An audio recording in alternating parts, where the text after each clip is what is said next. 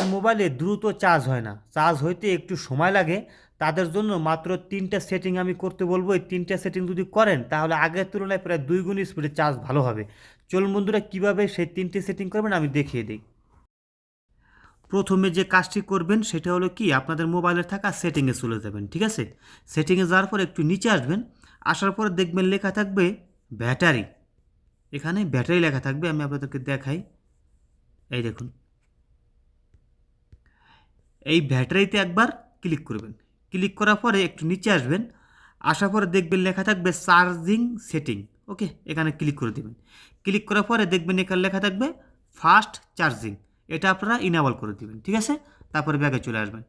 আসার পরে 1 নম্বর কাজটি শেষ। এখন 2 নম্বরে যে কাজটি করবেন সেটা হলো কি, আপনার মোবাইলে দেখবেন এই হোম বাটনের বাম পাশে একটা রিসেন্টলি বাটন আছে। ঠিক আছে, এখানে একবার ক্লিক করবেন।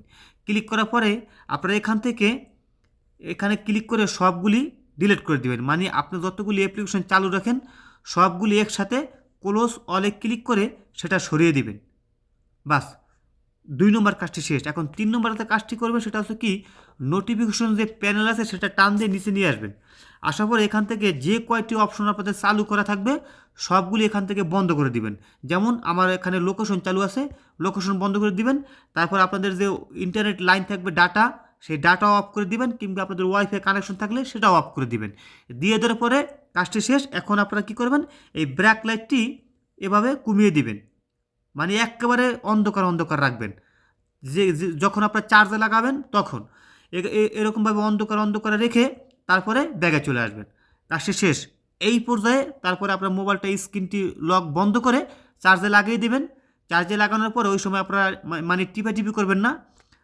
সর্বোচ্চ যদি আগে আপনার মোবাইলটি 1 ঘন্টায় ফুল চার্জ হতো, তখন এই সেটিংগুলি করলে আপনাদের সর্বোচ্চ 35 মিনিট কিংবা 40 মিনিটের ভিতরে ফুল চার্জ হয়ে যাবে। ঠিক আছে, সবাই ভালো থাকবেন।